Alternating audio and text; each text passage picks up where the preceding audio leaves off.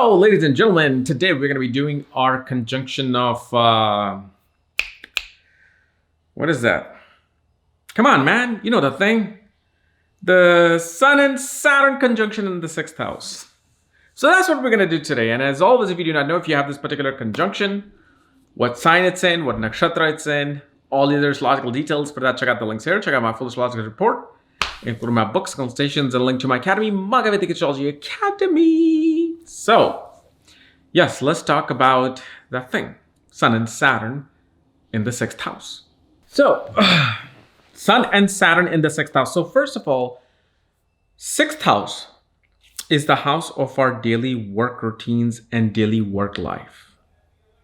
It's the house of our rivals, our enemies, our debts, arguments, litigation, the public, social welfare, social reform, pets, animals. Okay? So that is the sixth house. Now here you have Sun and Saturn together.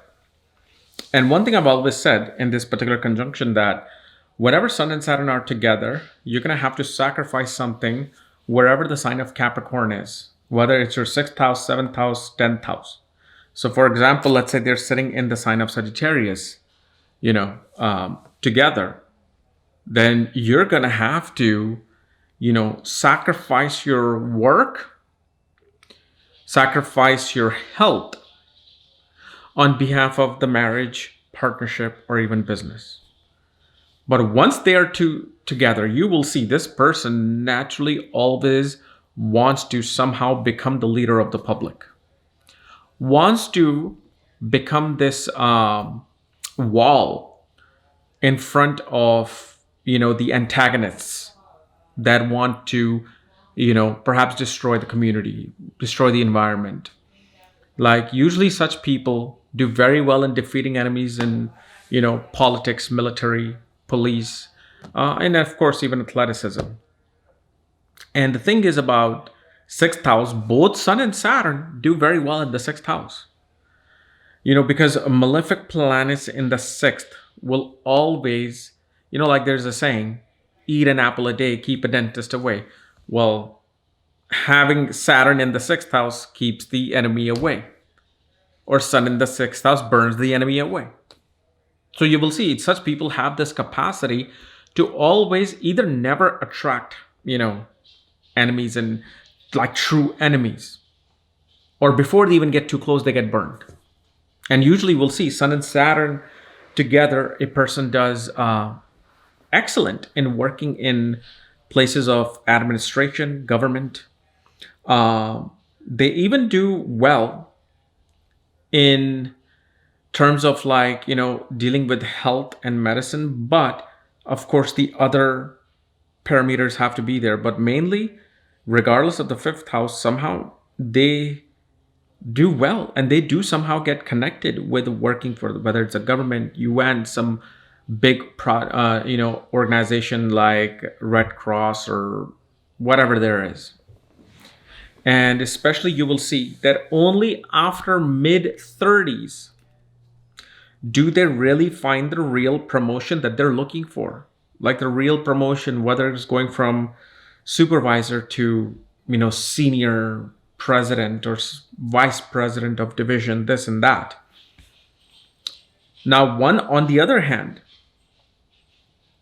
one thing we see here is that in your past life, you either fought against your father or fought under your father.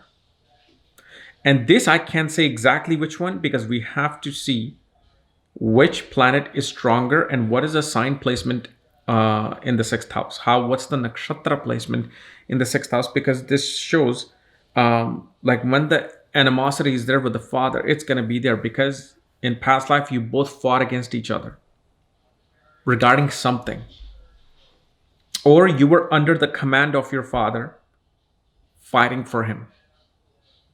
So you will see that if you always kind of listen to what the father says, and you always tend to find, victories in your life, and father says, no, you know what, you should choose this, you should do this, you should give your exam in this course, not that course, then you know that both you and your father fought together.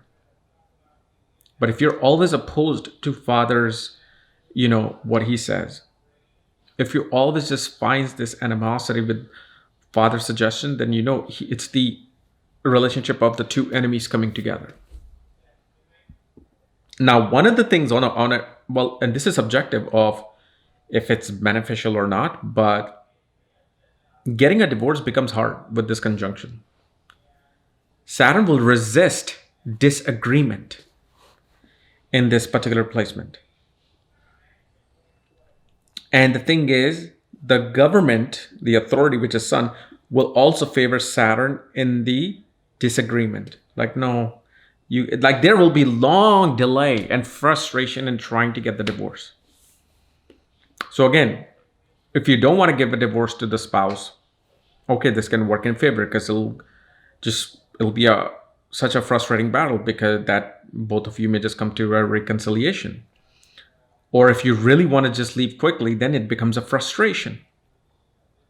Now, one thing you notice is that this conjunction definitely shows battles with in-laws, battles with the family of the spouse.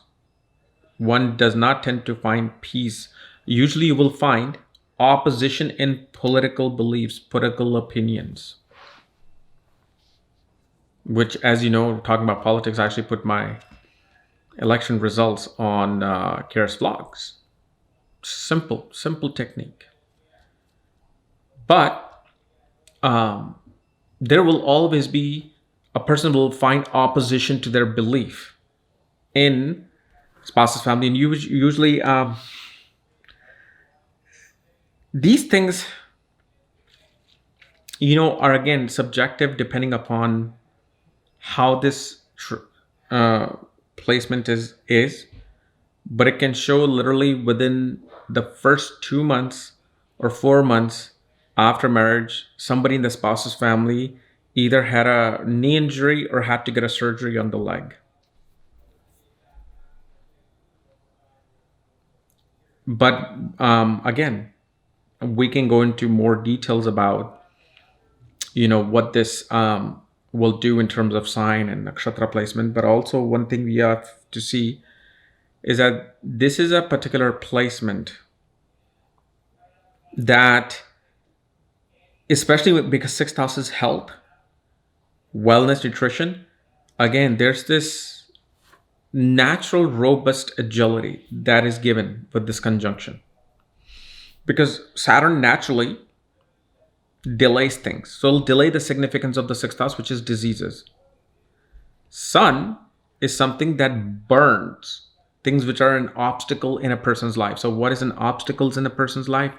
Well, would be health issues, debts, enemies. And this is a person that is very careful. They can actually become very good accountants in their own personal life. They don't need to be professionally, because for that you have to look at other things. But they are very careful when it comes to taking debt.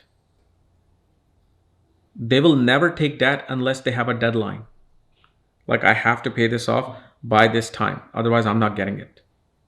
The bank may say, oh, you have 72 months to pay this loan off. They'll be like, unless I can pay this in 13 months, I won't take it.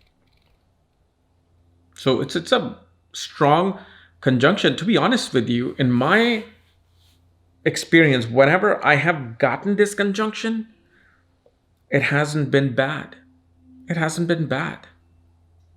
And this is why whatever I have read in like classic astrological books, newer astrological books, I'm telling you, I don't think books truly tell you how to do astrology unless you do astrology in person. Some of the things that you hear just never add up. Like even with the debilitation, well, Jupiter is exalted in this sign, well, the person will find success in this dasha and this and that. It never is that straightforward and simple. Unless you are doing readings daily, you will not understand what I'm saying. And this is why I say never rely on books on like planetary placements. Unless you have to be super decoder of those books. Okay, or unless you have seen and tested majority of those alignments in the book that are given the test of time, then you can see. Like the only one that I would recommend is Uttakalamrit and Laghu Parashari. Those are the two books that do stand the test of time with their alignments. But I've seen majority of these books on Sun-Saturn conjunction that just don't seem to pan out in real world results. Okay. So anyway, guys, if you're new to my channel, subscribe below. And if you want to know where your Sun and Saturn are placed, all your astrological details, check out the links there. Otherwise, we'll see you later. Come on, man. Bye-bye.